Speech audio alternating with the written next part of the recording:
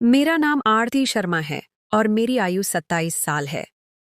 मेरा जन्म एक प्रतिष्ठित ब्राह्मण परिवार में हुआ। आज से 11 साल पहले मेरी शादी संजय त्यागी से हुई थी।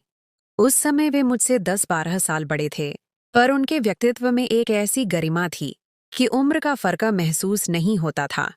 मैं रूप रंग में साधारण से बेहतर थी, जबकि संजय मुझसे कहीं ज्यादा आकर्षक और शक्तिशाली पुरुष थे। उनकी आयु मुझसे अधिक लगती थी, लेकिन उनका प्रभावशाली अंदाज उन पर बहुत जंचता था।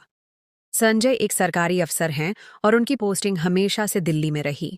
हमारे घर में 3 नन्हे फरिश्ते हैं, जो हमारे जीवन का केंद्र हैं। शादी के 2 साल बाद जब मैं पहली बार मां बनी, तो पूरे परिवार में खुशी का माहौल था, लेकिन इस खुशी की कीमत मुझे अपनी शादीशुदा जिंदगी की तन्हाई से चुकानी पड़ी। संजय मुझसे हफ्ते में सिर्फ एक बार मिलने आते थे, और यह भी धीरे धीरे कम होता गया। 3 महीने ऐसे ही गुजर गए और फिर वे मेरे करीब आने से भी कतराने लगे। आखिर 9 महीने बाद मैंने एक खूबसूरत बेटे को जन्म दिया। बच्चे के जन्म के 1.5 महीने बाद संजय फिर से मेरे साथ रहने लगे, पर उनकी तरफ से वह गर्मजोशी और अपनापन गायब हो चुका था। मैं इस कमी को बहुत महसूस करती थी, मगर होंठ सिले रखती थी। समय का पहिया चलता रहा और हमारे घर में 2 और बच्चों का आगमन हुआ। जैसे जैसे बच्चे बड़े होते गए, हमारे बीच दूरियां बढ़ती गईं और मैं घर में घुटन और बेचैनी महसूस करने लगी। हमारी शादी को 9 साल हो गए थे, पर वह मुझे अकेला छोड़कर अपनी अलग दुनिया में खोए रहते थे। वीडियो पर आगे बढ़ने से पहले, यदि आपने हमारे चैनल को सब्सक्राइब नहीं किया है, तो कृपया सब्सक्राइब करें और उसके बगल में घंटी को चालू करें। इस तन्हाई और उनकी बेरुखी ने मुझे मानसिक तनाव में डाल दिया। मैं अंदर ही अंदर घुटती जा रही थी। एक शाम संजय घर आए तो बहुत परेशान थे। मैंने उनसे पूछा तो उन्होंने बताया कि उनका तबादला मुंबई हो गया है। यह सुनकर मेरी चिंता और बढ़ गई कि पहले तो वह महीने में एक बार ही सही मेरे साथ होते थे और उनका साथ ही मुझे सुकून देता था। अब जब वे मुंबई चले जाएंगे तो मेरी तन्हाई और भी गहरी हो जाएगी। 1 हफ्ते बाद वह हम सबको छोड़कर मुंबई चले गए, मगर अगले ही महीने वह फिर दिल्ली आए और मुझे बच्चों सहित मुंबई ले आए। यहाँ उन्होंने एक अच्छा सा फ्लैट किराए पर लिया और बच्चों को एक बेहतरीन सरकारी स्कूल में दाखिल करवा दिया। एक दिन संजय ने कहा, आरती, आज तैयार रहना, हमें शाम को मेरे एक साथी की शादी में जाना है। ये मेरे लिए हैरत की बात थी, क्योंकि इससे पहले मैं परिवार के लोगों के अलावा किसी भी गैर औपचारिक समारोह में नहीं गई थी। मैंने खामोशी से उनकी बात मान ली और तैयार हो गई। हम बच्चों को घर पर ही छोड़कर ऑटो रिक्शा से वर्ली के एक खूबसूरत होटल में पहुंचे। हॉल में स्त्री और पुरुष एक साथ बैठे थे। हॉल के दरवाजे पर संजय ने अपने दोस्त और उनके परिवार से मेरा परिचय करवाया और हम एक अलग मेज पर बैठ गए। खाना खाते हुए एक व्यक्ति अचानक बिना इजाजत हमारी मेज पर आकर बैठ गया। उसकी ये बेतकल्लुफी मुझे बिल्कुल अच्छी नहीं लगी, लेकिन वह व्यक्ति आते ही संजय से बड़े दोस्ताना अंदाज में बातें करने लगा। मैंने खाना छोड़ दिया और अपने चेहरे को साड़ी के पल्लू से ढक लिया। बातों बातों में संजय ने मुझे संबोधित करते हुए कहा, आरती, ये मेरे बॉस शेखर देसाई हैं। शेखर तुरंत बोले, मैं इनका बॉस नहीं हूं। संजय जी, ये तो छोटी सी बात को पहाड़ बना देते हैं। वह व्यक्ति अब भी मुझे गौर से देख रहा था। मैं अब भी नजरें झुकाए खामोश बैठी थी। इसके बाद वह व्यक्ति संजय से बातें करता रहा और 10-15 मिनट बाद उठकर चला गया। आखिरकार समारोह समाप्त हुआ और हम मेजबानों से इजाजत लेकर बाहर निकल आए और सड़क पर रिक्शा का इंतजार करने लगे। कुछ ही देर में एक कार हमारे पास आकर रुकी। उसमें शेखर ही बैठे थे। उन्होंने कहा, संजय जी, कहाँ जाना है? संजय ने कहा, सर, हमें चेंबूर की तरफ जाना है। उस व्यक्ति ने कार का दरवाजा खोलते हुए कहा, आइए, मैं आपको आपके घर छोड़ देता हूँ। संजय ने पहले तो इनकार करते हुए कहा, नहीं सर, आप क्यों तकलीफन कर रहे हैं? हम रिक्शा से चले जाएंगे। मगर उस व्यक्ति ने कहा, तकलीफ कैसी, मैं भी उसी तरफ जा रहा हूँ। संजय ने गाड़ी का पिछला दरवाजा खोला और मुझे बैठने का इशारा किया। मैं हिचकिचाते हुए गाड़ी में बैठ गई और संजय अगली सीट पर बैठ गए। रास्ते में संजय और शेखर दोनों बातों में व्यस्त रहे, जबकि मैं उनकी बातों से बेपरवाह बाहर का नजारा देख रही थी। चेंबूर पहुंचकर उस व्यक्ति ने हमें उतार दिया और जाते हुए संजय से कहने लगा, संजय जी, कभी भाभी को लेकर हमारे घर भी आइए। संजय ने कहा, ठीक है, मगर आप यहाँ तक आ ही गए हैं, इसी गली में हमारा घर है, चाय पीकर जाइए। मगर वह उनकी बात अनसुनी करके चला गया। घर आकर मैंने संजय से कहा, क्या जरूरत थी मुझे इस समारोह में ले जाने की? और फिर अब एक अजनबी के साथ गाड़ी में बिठा दिया। संजय ने कहा। वह अजनबी नहीं था, वह मेरा बॉस था। इस समारोह में सब लोग अपने परिवार के साथ आए हुए थे और मेरे दोस्त ने मुझे भी परिवार के साथ आने को कहा था। मैं अकेला जाता तो सब मुझसे नाराज होते। कुछ दिन गुजरे। एक रात संजय देर से घर आए तो उनके साथ शेखर नामक व्यक्ति भी था। संजय उनके साथ बैठक में बैठ गए और मुझे चाय लाने को कहा। मैंने चाय तैयार की और बैठक के अंदरूनी दरवाजे से संजय को आवाज दी कि चाय ले लीजिए, लेकिन उन्होंने मुझे कहा कि अंदर ही ले आओ। मुझे यह सुनकर बहुत हैरानी हुई, क्योंकि मैं कभी भी किसी मेहमान की मौजूदगी में बैठक में नहीं गई थी। खैर, मैं उनके आदेश पर अपना दुपट्टा संभालकर चाय अंदर ले गई। मुझे महसूस हुआ कि शेखर मुझे लगातार घूर रहा था। मैं चाय रखकर तुरंत ही वापस आ गई। दोनों देर तक बैठे बातें करते रहे। 10-15 मिनट बाद संजय मेहमान को विदा करके कमरे में आ गए। मैंने उनसे झुंझलाकर पूछा, आपने मुझे क्यों अंदर बुलाया था? वे कहने लगे, यह मुंबई है और अगर यहाँ हमें रहना है तो सभी लोगों की तरह ही रहना पड़ेगा, वरना सब लोग हमसे मिलना जुलना छोड़ देंगे। और हाँ, शेखर साहब मुझे अपने घर खाने की दावत दे गए हैं। बताओ, किस दिन चलें? मैंने कहा कि मुझे नहीं जाना किसी शेखर के घर, लेकिन संजय ने खुद ही कहा कि अगले रविवार को चलेंगे और तुम भी मेरे साथ चलोगी? मैं खामोश रही। रविवार के दिन संजय ने सुबह 10 बजे कहा कि जल्दी से तैयार हो जाओ, आज हमें दोपहर का खाना शेखर साहब के यहाँ खाना है। मैंने इनकार किया तो कहने लगे, मुझे कुछ नहीं सुनना, तुम जल्दी से तैयार हो जाओ। मैं बेमन से कपड़े बदलकर उनके साथ चल दी। हम रिक्शा लेकर शेखर साहब के घर चले गए। वहां पहुंचे तो एक नौकर ने दरवाजा खोला और हमें एक कमरे में बिठाकर बताया कि शेखर साहब अभी घर पर नहीं हैं, थोड़ी देर में आ जाएंगे। थोड़ी देर बाद शेखर साहब भी घर आ गए और हमारे पास आकर बैठ गए। मैं ये बात नोट कर रही थी कि शेखर बार बार मेरी तरफ देखता और मुझे घूरता था। मैं खामोशी से बैठी रही। बातों बातों में शेखर ने कहा, भाभी, लगता है आप यहाँ सहज महसूस नहीं कर रही हैं। मैंने इनकार में सिर हिलाया तो वह कहने लगे, फिर आप अभी तक क्यों खामोश हैं? मेरे घर में कोई महिला नहीं है, इसलिए मुझे ही आपको साथ देना पड़ेगा। आप इसे अपना ही घर समझिए। अच्छा, आप बताइए, मुंबई आकर कैसा लग रहा है? मैंने बोला। पहले तो बहुत अकेला महसूस किया, लेकिन अब काफी हद तक आदत हो गई है। इस बार मेरी बजाय संजय ने जवाब दिया, नहीं सर, ऐसी बात नहीं है, मजबूरी है, वरना मेरा बस चले तो 1 मिनट भी मुंबई में न ठहरूं। अब फिर शेखर ने मुझे संबोधित करते हुए कहा, भाभी, क्या संजय आपको घूमने फिरने भी लेकर गए हैं? मैंने कहा, नहीं, मैंने खुद ही कभी उनसे नहीं कहा, और वैसे भी मेरी आदत ही ऐसी है कि कम ही घर से निकलती हूँ। शेखर मेरी तरफ देख रहा था और उसकी आंखें मुझे अब भी मेरे भीतर झांकती हुई महसूस होती थीं। वह बोला, लेकिन भाभी, यह मुंबई है, यहाँ के माहौल में ढलने के लिए यहाँ के हिसाब से रहना पड़ेगा। मैं फिर खामोश हो गई। खाने के बाद हम फिर उसी कमरे में आ बैठे जहां आकर संजय ने शेखर से कहा कि कभी हमारे घर भी आइए खाना खाने। उसने कहा, ठीक है, किसी दिन कार्यक्रम बनाएंगे। शेखर मुझे बार बार घूर रहा था। बातों बातों में शाम के 4 बज गए। अब संजय ने शेखर से इजाजत ली तो शेखर अंदर से 2 पैकेट उठाकर लाए और मुझे थमा दिया और कहा कि भाभी, ये मेरी तरफ से आपके लिए तोहफा है, आज पहली बार मेरे घर आई हैं, और एक पैकेट संजय के हाथ में दे दिया। संजय ने पैकेट पकड़ते हुए कहा, सर, इसकी क्या जरूरत थी? शेखर बोला, नहीं यार, आप लोग पहली बार मेरे घर आए हो, फिर मालूम नहीं जिंदगी कहाँ ले जाए। इसके बाद शेखर हमको घर तक छोड़ने आया और घर के दरवाजे तक छोड़कर खुद चला गया। घर आकर मैंने संजय से कहा, मैं आगे कभी किसी के घर नहीं जाऊंगी। आपने देखा आपका बॉस मुझे किस तरह घूर रहा था। लेकिन संजय ने कहा, शेखर ऐसा आदमी नहीं है, बहुत अच्छा है। दफ्तर में मुझे कभी भी महसूस नहीं होने दिया कि मैं उसका मातहत हूं, और तुमको बेवजह ही ऐसा लग रहा है। इसके बाद संजय ने तीनों पैकेट खुद ही खोल दिए। 2 पैकेट्स में हम दोनों के लिए नए सूट थे, जबकि एक में मेरे लिए गहने थे। वह काफी महंगे मालूम होते थे। संजय ने कपड़ों और गहनों की तारीफ करना शुरू कर दी और मुझसे कहा कि किसी दिन शेखर साहब को अपने घर खाने पर आमंत्रित करो। मैंने कहा, जिस दिन मर्जी कर लें, मगर मैं उनके सामने नहीं आऊंगी। संजय ने जवाब दिया, ठीक है, न आना तुम्हारी मर्जी। अगले रविवार को कैसा रहेगा? मैंने कहा, ठीक है। संजय शुक्रवार के दिन गोश्त और कुछ फल वगैरह घर ले आए और कहा कि परसों शेखर साहब आ रहे हैं और तुम अच्छा सा खाना पकाना।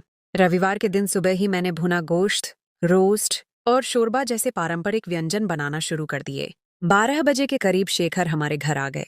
मैंने पारंपरिक चाय उनके लिए तैयार करके अपने बड़े बेटे के हाथ बैठक में भिजवा दी। उसे पीने के बाद खाना भी भिजवा दिया। शेखर साहब 3 बजे के करीब घर से चले गए। इसके बाद संजय अंदर आए और कहने लगे, तुम बैठक में क्यों नहीं आई? मैंने कहा, मैंने पहले ही आपको बता दिया था कि मैं किसी के सामने नहीं आऊंगी। वह कहने लगे, शेखर साहब ने बार बार पूछा कि भाभी क्यों नहीं आई और काफी नाराज भी हो रहे थे। मैं खामोश रही। इसके बाद रोज ही संजय घर आकर शेखर साहब की तारीफ करते रहते और दिन गुजरते गए।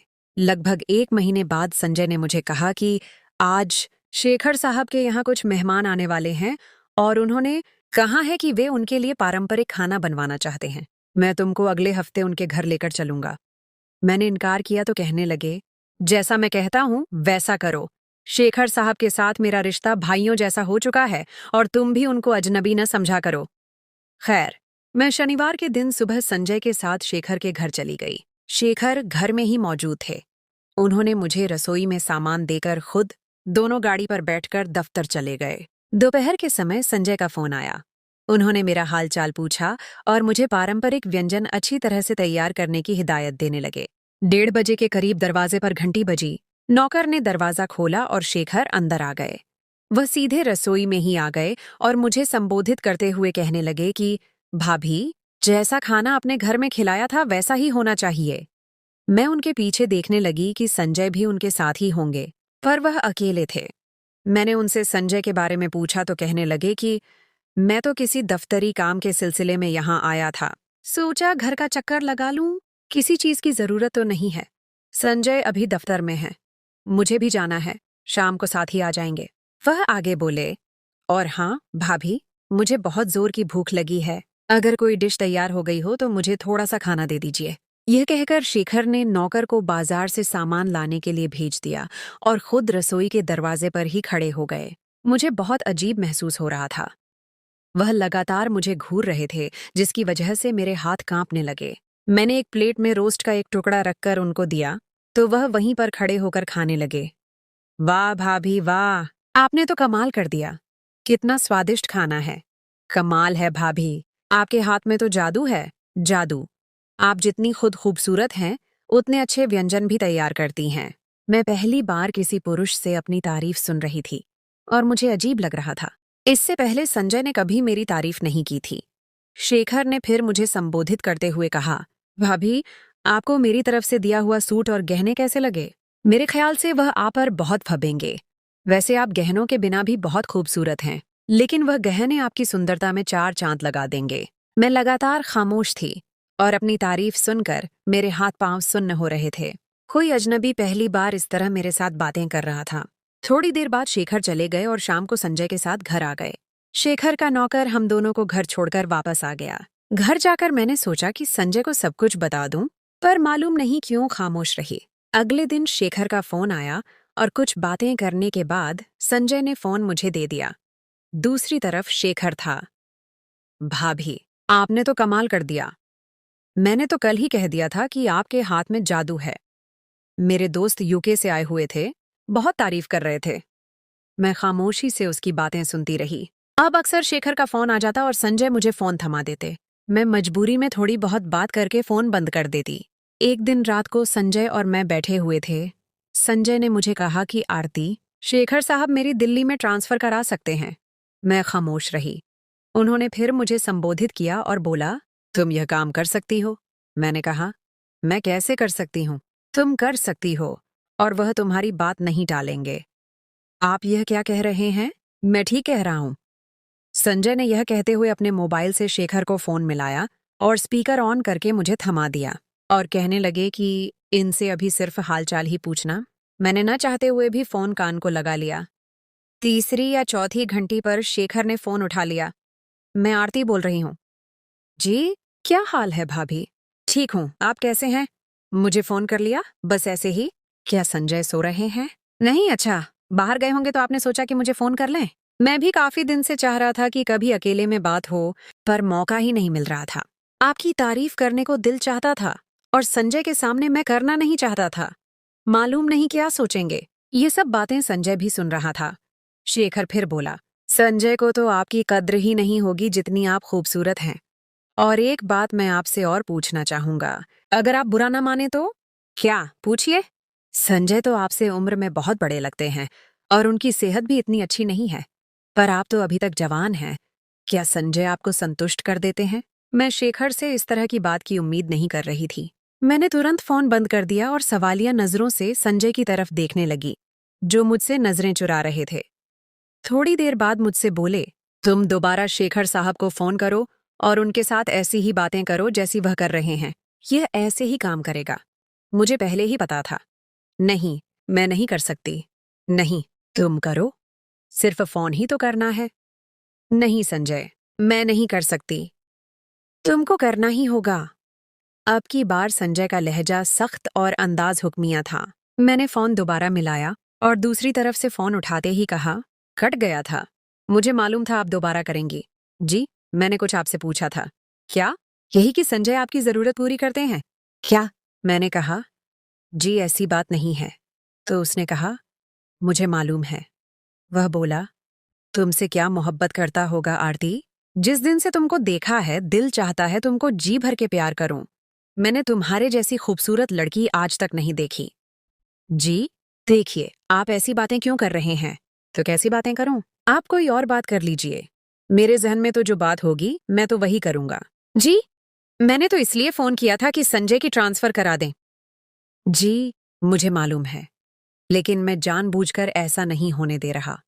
मैं तुमको खुद से दूर नहीं होने देना चाहता। जी, हमें बहुत परेशानी है। आपको मालूम नहीं है? मुझे मालूम है। मैं एक शर्त पर ऐसा कर सकता हूँ। क्या शर्त? तुमको मेरे घर आना होगा। जी, मैं कैसे आ सकती हूँ? अगर संजय को मालूम हो गया तो वह मुझे जान से मार डालेंगे। नहीं मारेगा। जैसे मुझे फोन कर रही हैं वैसे खुद आ जाना। उसे कैसे मालूम होगा? किसी दिन सुबह ही आ जाना। संजय ऑफिस गया होगा और उसके वापस घर आने से पहले मैं आपको वापस घर छोड़ दूंगा और आप बच्चों को कह देना कि आप बाजार गई थीं। मैं खामोश हो गई। ठीक है, सोचकर कल बता देना। मैं आपके फोन का इंतजार करूंगा। ये कहकर उसने फोन बंद कर दिया। मैंने फोन संजय को पकड़ाया और खींच भरे लहजे में उससे कहा कि देख लिया, किस जहन का बंदा है। और आप कहते हैं कि ऐसा वैसा बंदा नहीं है और मेरा इसके साथ भाइयों जैसा रिश्ता है। संजय कुछ देर खामोश रहने के बाद बोले, तुम कल सुबह ही उसके घर चली जाना। क्या कहा? आप पागल तो नहीं हो गए? मैंने कभी भी इससे पहले संजय के साथ इस तरह बात नहीं की थी, मगर आज उनकी बात सुनकर न जाने कैसे मेरे मुंह से यह शब्द निकल आए। कुछ भी नहीं होगा, एक बार मेरी ट्रांसफर हो जाए, मुझसे ये सब नहीं होगा। प्लीज आरती, तुमको यह काम करना ही होगा, मेरे लिए, बच्चों के लिए। तुमको मालूम है यहाँ गुजारा करना मुश्किल हो रहा है। मैं खामोश हो गई और सोचने लगी कि संजय को क्या हो गया है और वह मुझे किस काम के लिए कह रहे हैं। कुछ मिनट बाद संजय कहने लगे कि मैं शेखर को फोन मिला रहा हूँ, तुम उससे कहो कि मैं कल सुबह आपके घर आना चाहती हूँ। मैंने ना कहा, लेकिन संजय ने यह कहते हुए फोन मिलाकर मेरे हाथ में थमा दिया कि कुछ नहीं होता। दूसरी तरफ से तुरंत ही फोन उठा लिया गया। जी, आरती, शेखर साहब, मैं कल सुबह आपके घर आना चाहती हूँ। बहुत बढ़िया, मैं आपको सुबह 9:30 बजे उस वक्त आपके घर से ही ले लूंगा, जब संजय दफ्तर के लिए निकल जाएंगे और आपके बच्चे स्कूल जा चुके होंगे। ये कहते ही शेखर ने फोन बंद कर दिया। मैंने फोन संजय को दिया और उनकी तरफ सवालिया नजरों से देखने लगी, लेकिन वह भी शर्मिंदा से थे। उन्होंने नजरें चुराते हुए कहा, आरती, मेरी खातिर एक बार, सिर्फ एक बार।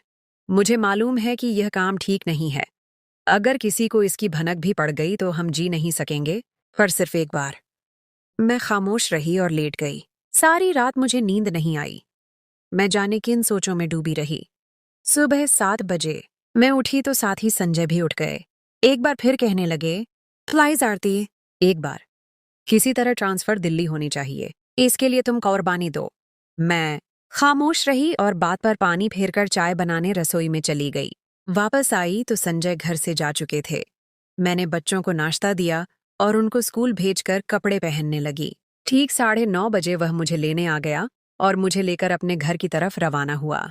घर पहुंचकर उसने मेरा हाथ पकड़कर मुझे अंदर ले गया। मैं सोफे पर बैठ गई तो वह मेरे सामने बैठ गया और बातें करने लगा। तुम वाकई बहुत खूबसूरत हो और तुम्हारे मुकाबले में संजय कुछ भी नहीं है। ये तो बंदर को लड्डू मिलने वाली बात है। मैं लगातार खामोश थी और मेरी खामोशी पर वह सामने से उठकर मेरे करीब आ बैठा और उसने मेरे गले में हाथ डाल दिया। इस स्पर्श ने मुझे अंदर तक हिला दिया। मैं तुरंत उठकर एक तरफ हो गई और आंखें फाड़कर उसे देखा। यह क्या बदतमीजी है शेखर साहब? मेरी आवाज में वह गुस्सा था जो बरसों से अंदर दबा हुआ था। वह हंसकर बोला, क्या बदतमीजी? मोहब्बत करना बदतमीजी है? मोहब्बत? मैंने कहा, आप इसे मोहब्बत कहते हैं? यह तो हवस है। मैं एक शादीशुदा औरत हूँ, 3 बच्चों की माँ हूँ। आपकी यह हिम्मत कैसे हुई? शेखर का चेहरा लाल हो गया।